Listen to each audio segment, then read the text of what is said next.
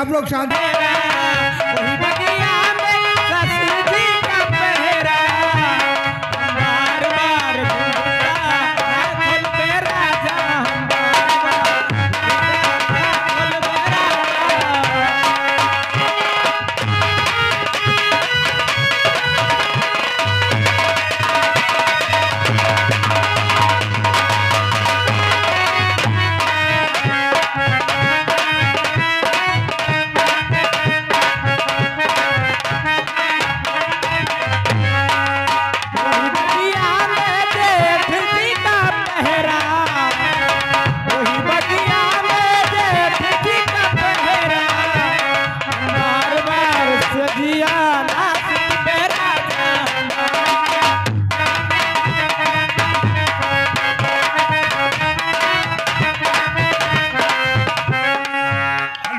भवानी यादव से तो का पुरस्कार कलम बनाया। धन्यवाद।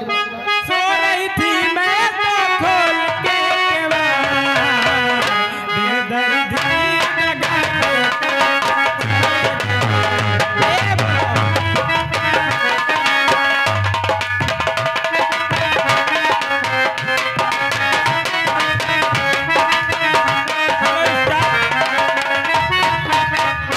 और एक गुमनाम की तरफ से 10 रुपए का पुरस्कार आया है और उनका कहना है ये जो गीत चल रहा है ये गीत पूरा होना चाहिए। धन्यवाद है। ऊंची अटरिया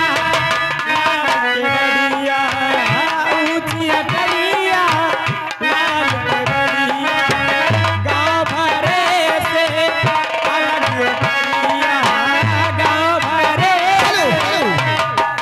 और आगे आसाराम मौर्य पूर्व प्रधान, आसाराम प्रधान, ये उनकी ओर से ये 201 रुपये का चंदा है। धन्यवाद।